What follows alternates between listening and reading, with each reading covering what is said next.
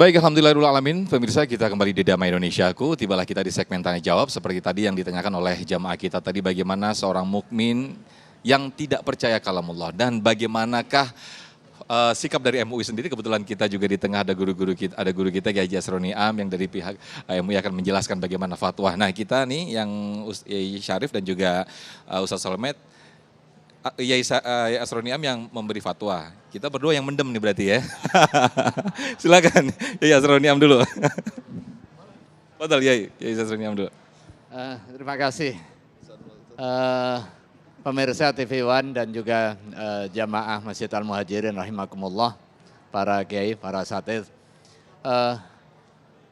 Yang pertama soal kewajiban kita mengimani Al-Quran, mukjizat Al-Quran, kemudian diturunkan secara mutawatir dan tidak ada kesalahan, tidak ada kekurangan di dalam ayat Al-Quran yang kita terima hingga hari ini, itu bagian dari keimanan kita. Begitu ada keraguan sekecil apapun yang menyatakan bahwa ini Quran nggak otentik, ini ada penambahan, ini ada pengurangan, maka itu membatalkan keimanan kita. Siapapun dia, mau atas nama ustadz, atas nama santri, atas nama kiai, atas nama muslim, tetapi pada saat dia memiliki keyakinan bahwa Al-Quran yang ada hari ini tidak otentik, dia batal keimanannya.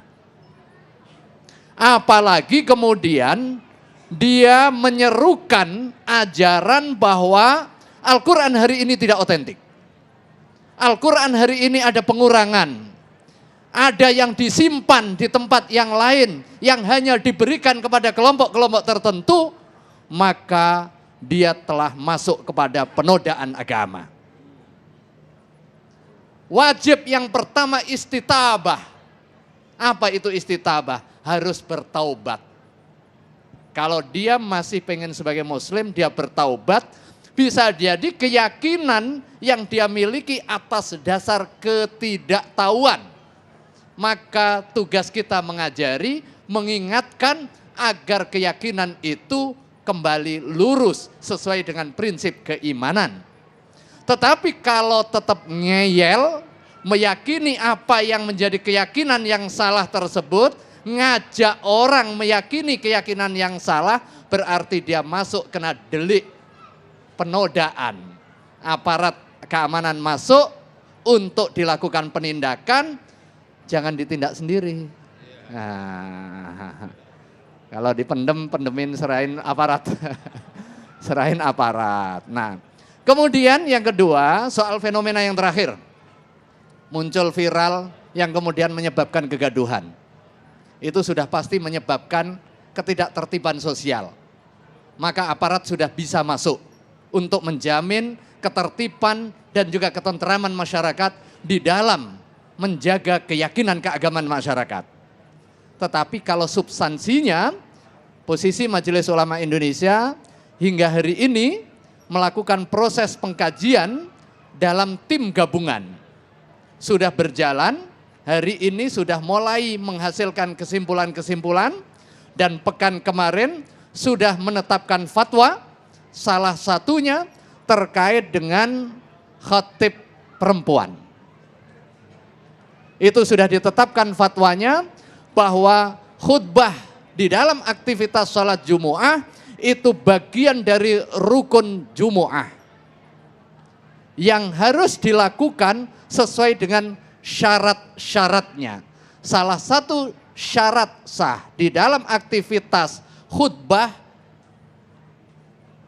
yang diwajibkan kepada muslim laki-laki, itu khotibnya laki-laki. Meyakini bahwa perempuan boleh menjadi khotib di dalam aktivitas khutbah Jumu'ah yang diikuti oleh wajib Jumu'ah. Dalam hal ini adalah muslim laki-laki yang mustautin, maka itu adalah keyakinan yang salah, harus diluruskan. Bagi orang yang terlanjur memiliki keyakinan tersebut, dia harus bertaubat. Karena apa? Karena ada ijma' ulama. Dan juga di dalam praktek keagamaan, khususnya terkait dengan ibadah mahdhah, dasarnya adalah alittiba, ngikut saja. Al-khudu wal inqiyat, pokoknya tunduk dan patuh. Nggak bisa ngarang-ngarang sendiri.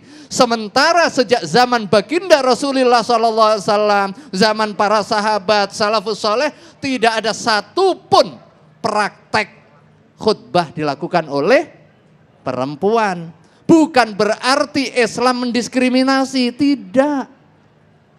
Justru cara pandang ini yang kemudian menunjukkan bahwa ada dimensi ritual yang dasarnya adalah kita mengikuti sebagaimana kita sholat zuhur 4 rakaat, nggak perlu diakal-akalin lagi. Kenapa subuh pas kondisi lagi sehat-sehatnya, buger-bugernya, kok cuma 2 rakaat? Ustadz, saya pengen lebih taat, saya tambahin 4 rakaat. Nggak boleh. Jadi nggak semua agama pendekatannya dengan nalar. Bisa-bisa nalarnya yang sesat. Wallahu a'lam bishawab. Baik, Masya Allah, jawaban yang sangat luar biasa sekaligus jawaban tegas dari pihak MUI bagaimana sesungguhnya aman ya. Oke, Yai Syarif mungkin bisa menambahkan, silakan Yai. Ya, kalau Al-Quran sih jelas-jelas ya. Kalau innalladzina kafaru wa kadzabu bi ayatina ulaika ashabun nari hum fiha khalidun. Jelas ini.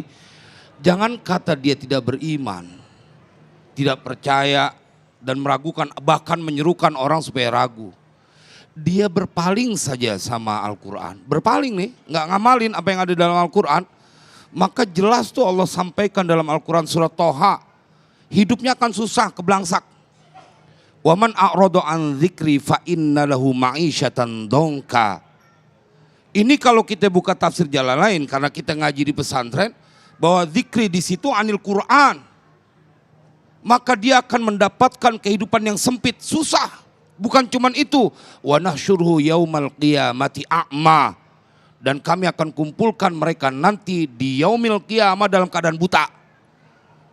Qala rabbi lima hasyartani a'ma wa qad kuntu basira.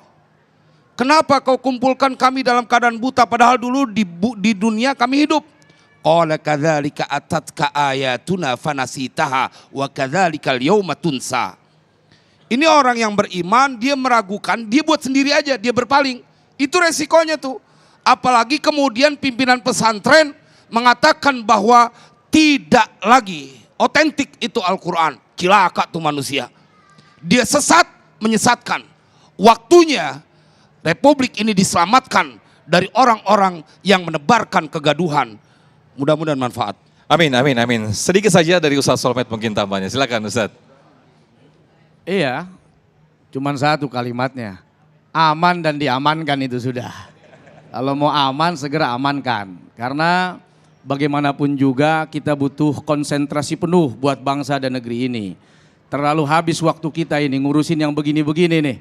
Ya, terlalu habis sudah pikiran kita mengurus yang begini. Ibu-ibu masih ngurus hutang ya? Masih ngurus suaminya ya? Tiba-tiba gara-gara begini ibu ngebahas ini terus sampai suaminya lupa dimasakin. Sampai suaminya lupa disiapin pakaian. Maka segera ambil alih. Seperti tadi kata Kiai Asrul Niam dan Kiai Syarif, aparat segera bertindak, ambil alih urusan ini. Kalau mau aman, segera amankan. Proses, kalau memang ada unsur pidananya, maka proses sebagaimana mereka yang melakukan penodaan agama di negeri ini. Insya Allah mudah-mudahan Allah berikan keberkahan, kebaikan buat kita semua. Amin, amin. Terima kasih Ustaz Solmed, Kiai Haji Asroniam dan juga Kiai Haji Syarif Matnaji. Mudah-mudahan kita diberikan kekuatan iman untuk semakin meyakini apa yang ada di dalam kalam Allah. Allahumma arhamna bil Quran, Allahumma arhamna bil Quran. Nah pemirsa, di segmen berikutnya, segmen 5, ada yang baru dan juga yang spesial di Damai Indonesiaku. Nanti kita akan hadirkan dialog spesial yaitu Bincang Keluarga yang nanti akan dipandu oleh sahabat saya Sasa dan juga ada narasumber kami, Poppy Amalia. Sesaat lagi, tetaplah di Damai Indonesiaku.